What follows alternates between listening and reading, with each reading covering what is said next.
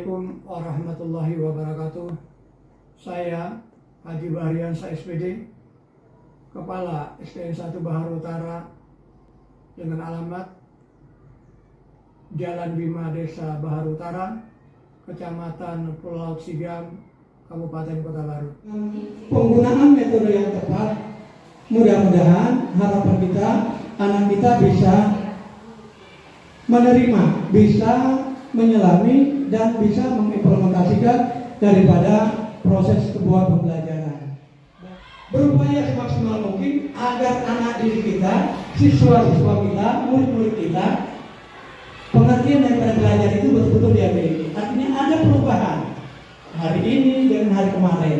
Selalu ada penambahan disiplin ilmu ataupun karakteristik anak. Untuk pengembangan komunitas tersebut, kami laksanakan semacam suatu kegiatan melalui lewat PMO level sekolah yang kami beri judul peningkatan kompetensi guru melalui metode mengajar bervariasi dan menyenangkan. Metode-metode yang ada di lingkup kurikulum Merdeka, ada yang dikenal dengan problem based learning atau PBL. Kemudian ada metode-metode tentang percobaan. Kemudian tingkat tinggi. Jadi tidak semata-mata kita ceramah aja dulu. Anak sebagai apa? Hanya pendengar doang. Tapi di sini anak yang terjun langsung untuk mengolah sesuatu proses, dan dia sendiri nanti akan menemukan konsep daripada sebuah pembelajaran itu secara keseluruhan. Karena tidak hanya diajarkan secara teoritis di kelas, metode ini juga menjadikan siswa sebagai orang yang memiliki pengetahuan atau subjek, bukan objek. Dia orangnya, pelakunya, sehingga benar-benar dia terlibat langsung secara real di dalam. Di samping itu pula, kami secara berkala terus memberdayakan komunitas belajar ramah guru dengan harapan memudahkan guru dalam mengembangkan pemahaman terhadap implementasi kurikulum Merdeka. Dalam komunitas, guru bisa berdiskusi dan bertukar pikiran. Nah, di kurikulum Merdeka itu cobalah kita lakukan perubahan, kita olah sebuah skenario pembelajaran, kita ulah. Kita sudah tahu ada diagnosisnya, ini anak yang level ini, maka kita berikan semacam LKPD, bentuknya berbeda-beda, kemudian kita yang tinggal berkeliling untuk mengawasi.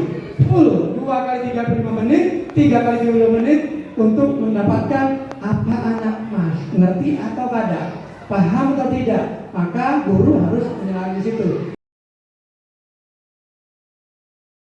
Assalamualaikum. Waalaikumsalam.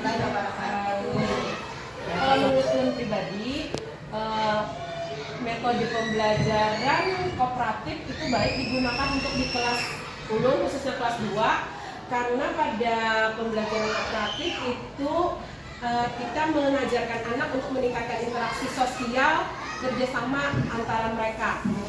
Jadi Memang keanekaragaman itu perlu. Nah, dengan beragam kepala dan beragam pemikiran tentang bagaimana sebuah proses pembelajaran yang disampaikan Ibu Uun, tentulah Bu Uun tadi sudah mendapatkan literatur atau literasi itu pembelajarannya bagus untuk melalui cerita.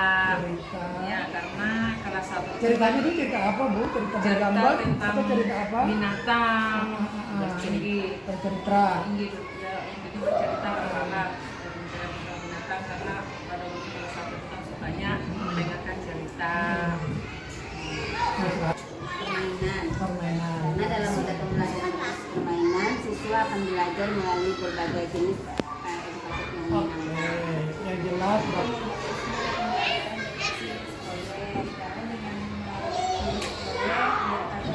Melakukan kegiatan nyata.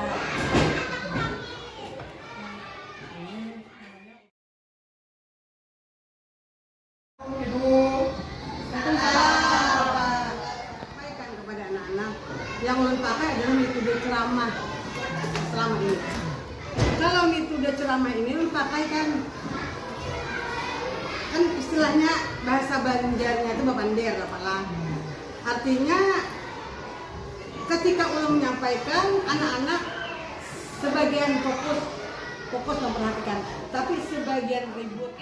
Untuk metode pas siswa yang kesulitan, menurut saya metode demonstrasi. Karena dari metode demonstrasi, siswa dapat langsung bersentuhan dengan materi. Bisa melakukan metode kelompok Ya, supaya anak-anak yang kurang mampu bisa bertanya dengan anak-anak yang bisa menjawab, bisa mengatasi masalah tersebut. Oh, tanya jawab. Sini ada untuk melihat sejauh mana kesamaan siswa terhadap materi-materi yang sudah disampaikan Nah, kepada jadi guru. Assalamualaikum warahmatullahi wabarakatuh. Baiklah kawan-kawan, saya mewakili dari kelas 6A yang ingin saya angkat dari permasalahan tugas kelompok. Permasalahannya adalah orang-orang yang tertentu saja yang bekerja dalam penugasan itu. Jadi minta saran dan kritik dari kawan, bagaimana cara mengatasinya? Ya, disesuaikan aja kayak salah satu kelompok tuh ada yang masing-masing yang pintar mewakili satu. Nah, jadi kan yang lain merasa tertolong, yang bukannya tidak pintar kan, ya sedikit banyaknya ada sedikit yang membantu. Jadi kan kelompok itu dibagi merata, pintar ada di masing-masing disisipkan dalam satu kelompok itu. Kira-kira Berarti langsung berarti apakah nanti lewat video, atau kinestetik ataupun audio?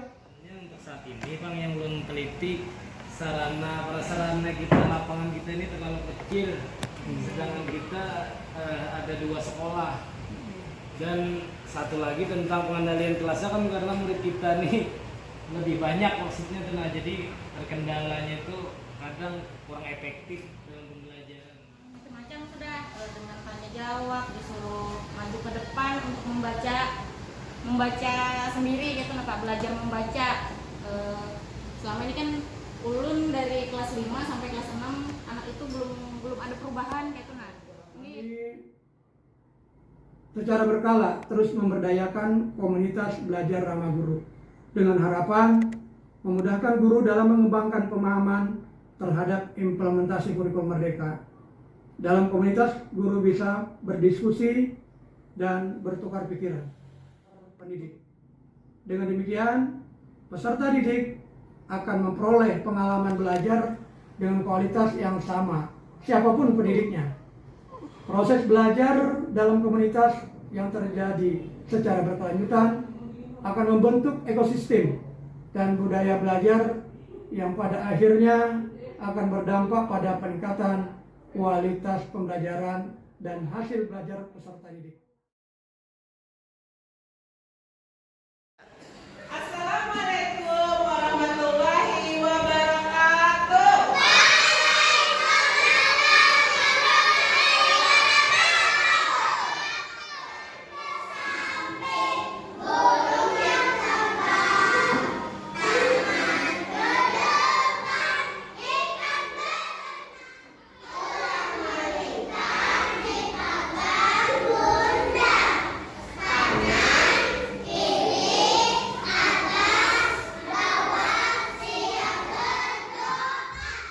Ibu akan membacakan kalian sebuah cerita yang judulnya Rahasia Kaki Itik.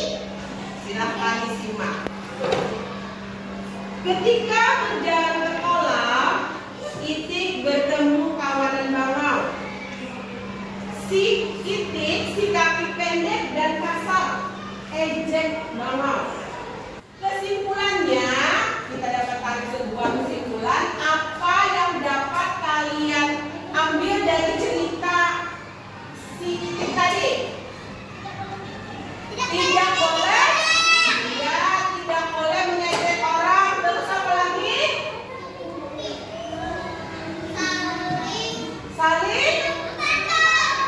Saling menghargai